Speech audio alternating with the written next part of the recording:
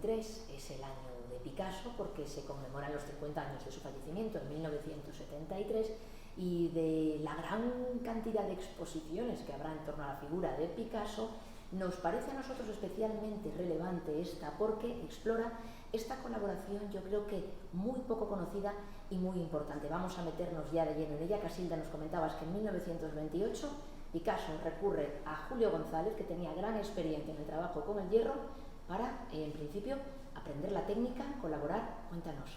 Sí. En 1928, Picasso, con la idea de hacer un monumento funerario a su amigo, el gran poeta Apollinaire, recurre a Julio González, su amigo de juventud, para crear una escultura en hierro, una escultura transparente.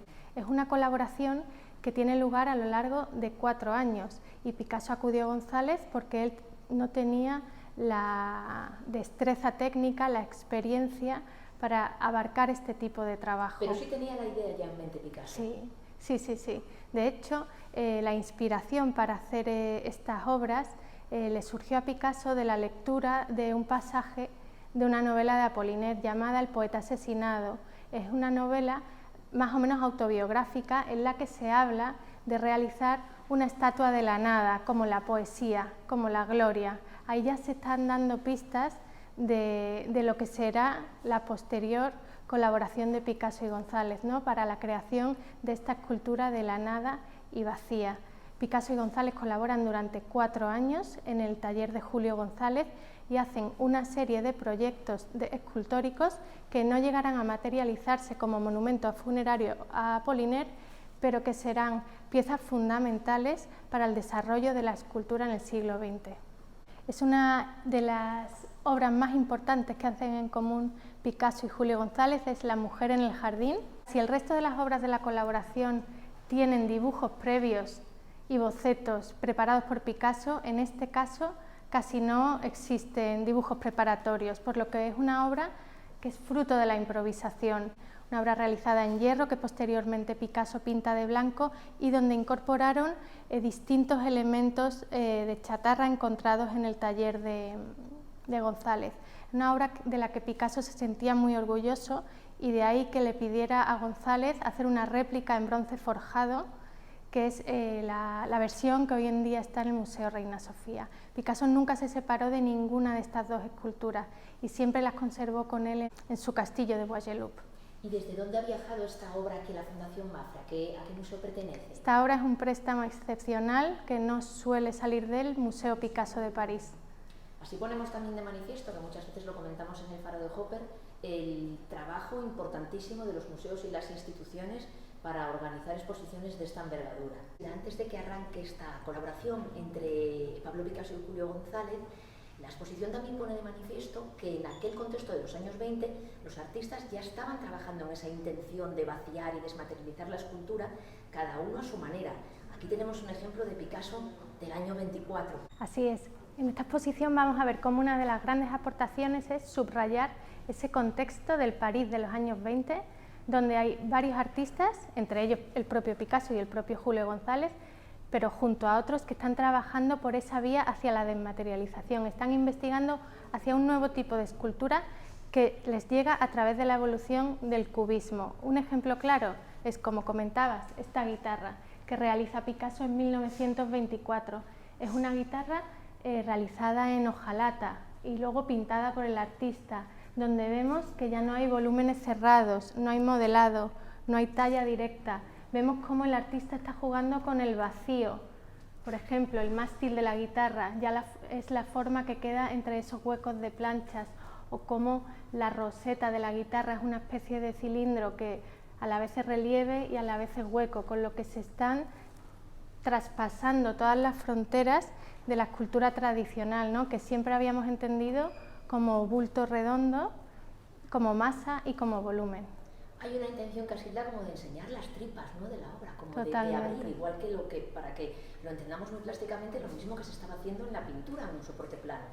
Absolutamente, sería la transposición de los métodos cubistas a la escultura, ¿no?, esa fragmentación en planos que acaba construyendo los nuevos volúmenes de esta nueva escultura. Y aquí hay otro ejemplo de otro artista que es Gargallo, que ya estaba trabajando por su cuenta en esta renovación de la escultura. Háblanos de la relación entre Gargallo y González y de los orígenes de González como orfebre. Sí, Gargallo y González se conocieron también a finales del siglo XIX en este contexto de la Barcelona modernista. González en esos momentos trabajaba en el taller de su padre, Concordio González, que era un orfebre barcelonés, y allí se formó Julio González como orfebre. Por eso él tenía tal dominio de las artes del metal que luego veremos a lo largo de su trayectoria como escultor. González y Gargallo se reencuentran en París años más tarde y es González quien le enseña la técnica de la soldadura a Gargallo. Eso le permitió a Gargallo hacer ya obras en hierro y de mucha mayor escala, como por ejemplo esta bailarina que podéis ver aquí, que está realizada en hierro soldado, y donde vemos cómo en el caso de Gargallo él mantuvo ese decorativismo procedente del modernismo catalán, ¿no? Que en el caso de González es algo que desaparece completamente en su trabajo como escultor. Menuda ligereza, ¿no? Realmente parece que está en movimiento, que lo ha domesticado completamente al hierro. Totalmente, es uno de los grandes ejemplos de desmaterialización y de ligereza absoluta de la escultura. Casilda, veníamos hablando de esa intención de desmaterializar la escultura, es decir, de sacarle materia, de aportarle transparencia. Bueno, más transparente y más en el aire que esto, imposible, ¿verdad? Imposible. Se trata de uno de los proyectos para realizar este monumento funerario a Apollinaire, y aquí realmente Picasso hace una lectura literal de ese pasaje, ¿no? En el que se habla de esculpir una escultura de la nada. Es una escultura que ya está hecha simplemente a través de varillas de hierro y que es una escultura completamente transparente. Se trata de una obra que fue rechazada por el comité que había realizado el encargo a Picasso para la creación del monumento. De ella hicieron Picasso y González 4 maquetas, pero que finalmente no llegaron nunca a materializarse como monumento a Apollinaire. Ahondando en la figura de Julio González y sus trabajos en solitario, nos encontramos con otra obra emblemática, que es El beso. Esta obra que González realiza mientras está colaborando con Picasso se ha considerado por muchos como la obra más abstracta de González. Sin embargo, el escultor siempre negó ser un artista abstracto y en su obra vemos una referencia figurativa siempre. En este caso, la referencia figurativa sería esos dos óvalos que se están uniendo y que representan la fusión de dos cabezas en un beso. Es algo que van a compartir toda su vida Picasso y González, ¿verdad? Ninguno de los dos va a estar adscrito a ningún movimiento abstracto. Van a trabajar siempre en la figuración. Lo que cambia efectivamente es el lenguaje plástico. Totalmente. Y ellos nunca se quisieron adscribir a ningún movimiento. En el caso de González, esto es un ejemplo claro. Esta obra la hizo, parece, para que participara en esta primera y última exposición del grupo Cercle Carré, y finalmente decidió no presentarla porque él no se quería adscribir a ningún movimiento. Quitando materia, llegamos a lo que casi es algo parecido a una ilusión de escultura, pero es real. Es real. Se trata del extremo máximo al que llegó Julio González con la desmaterialización. Es lo que él llamaba dibujo en el espacio, que era la creación de una escultura a través de sugerir los volúmenes por planos, por vacíos y por líneas. Aquí tenemos uno de sus mejores ejemplos, es esta gran maternidad que recupera un tema que a González le había interesado desde el inicio de su carrera, que es el de la Virgen con el niño en brazos. Él admiraba el arte gótico desde sus inicios en Barcelona, y aquí es como si estuviera representando la estructura interna de una maternidad gótica. Vemos lo que sería la cabeza de la Virgen, este ángulo que sería el contraposto de la pierna, o incluso esas varillas que evocarían el manto de la Virgen. Qué interesante, Casilda. Si pensamos en todas las maternidades con esos mantos maravillosos, es como si estuviésemos viendo lo que los sujeta, ¿verdad? Totalmente, sería su armadura interna, por así decirlo. Durante esa colaboración de Picasso y González, Picasso sigue su propio camino con algo que nada tiene que ver con desmaterializar la escultura. Esta obra que Picasso realiza a la vez que está colaborando con Julio González en este proyecto de esculturas transparentes y desmaterializadas, vemos cómo Picasso, en su obra independiente, él abandona completamente ese camino y vuelve a la escultura en bulto redondo dominada por las masas y los volúmenes. Es una cabeza de mujer que, inspirada en María Teresa, su amante en esos momentos, y realizada en el castillo de Bois-Guillaume, donde Picasso instala un enorme taller de escultura a principios de los años 30, donde puede realizar este tipo de obras que tienen una clara influencia también de la escultura primitiva. Podemos ver la respuesta artística de Picasso y de González tanto a la Guerra Civil Española como a la Segunda Guerra Mundial. Los dos presentan obras en el Pabellón de la República del 37 en París. Picasso presenta el Guernica y Julio González su famosa Montserrat, dos obras que nunca salen de sus museos. Aquí vemos cómo ellos siguen trabajando en los temas que estaban presentes en esas obras que presentan. En el caso de Picasso lo vemos a través de la Madre llorando, esa figura que viene de la tradición cristiana de la Virgen dolorosa, ¿no?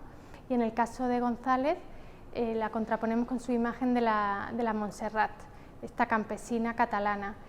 Aquí tenemos las últimas obras que realizó González. Se trata de este boceto de la pequeña Montserrat asustada.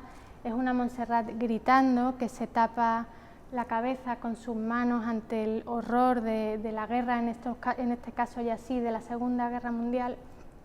Y junto a este boceto hizo estas manos derecha e izquierda y esta cabeza de mujer gritando, que deberían ser la escultura final a tamaño real. Sin embargo, a González le sobreviene la muerte de manera repentina y son obras que nunca pudo terminar.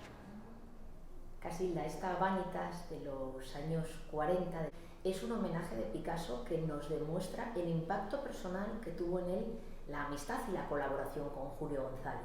Así es, y Picasso la realizó tan solo unos días después de la muerte de Julio González. Julio González muere de manera repentina en marzo de 1942, en plena Segunda Guerra Mundial, cuando Francia está ocupada por el ejército alemán. Fueron muy pocos los amigos que pudieron estar en el funeral de Julio González, pero sabemos que Pablo Picasso fue uno de ellos y que estaba profundamente afectado por la muerte de su amigo. Y apenas unos días después realizó una serie de pinturas que, en sus propias palabras, representaban la muerte de González. Esta es una de ellas, donde recoge un elemento tan español como la cabeza de toro, es un cráneo de toro, y como tú bien has comentado, es la tradición de la vanitas barroca, ¿no?, que nos hace reflexionar sobre el paso del tiempo, la fugacidad de la vida, como homenaje a su amigo que acababa de fallecer. Aquí tenemos una obra muy curiosa que, por otro lado, entronca de maravilla con nuestra mirada contemporánea, ¿no?, de elementos de desecho, de elementos que aparentemente no tienen ningún valor artístico, pues conseguir esta escultura tan sencilla y tan impactante, con ese precioso juego con la sombra en la pared. Es un ensamblaje que forma una cabeza de toro con un sillín y un manillar de bicicleta. Picasso contaba que cuando se dirigía al funeral de González, él encontró en la cuneta una bicicleta destartalada y durante la ceremonia no paraba de pensar en ella. Al terminar volvió y la recogió y creó este bellísimo ensamblaje. Otra vez volvemos a la cabeza de toro como homenaje a González. Esta colaboración entre Picasso y González, ¿qué aporta uno al otro? Cuando acaba la colaboración, ¿qué se llevan el uno del otro? En el caso de Picasso, él aprendió la técnica, ¿no?, la técnica del manejo del hierro, de la forja, y le permitió hacer algunas de las esculturas más importantes del siglo XX, como La mujer en el jardín. En el caso de González, esta colaboración le permitió liberar su capacidad creativa, el darse cuenta que con la técnica que él dominaba en el manejo del metal era perfectamente capaz de hacer un arte moderno. Bueno, esta exposición nos demuestra cómo las grandes invenciones no siempre son cosa de uno y cómo en las colaboraciones se pueden vislumbrar nuevos caminos. Ha sido un placer charlar contigo, Casilda. Muchas gracias. Y os animamos a todos a que disfrutéis esta exposición, que es de primera división, con las visitas guiadas que vamos a organizar. Gracias.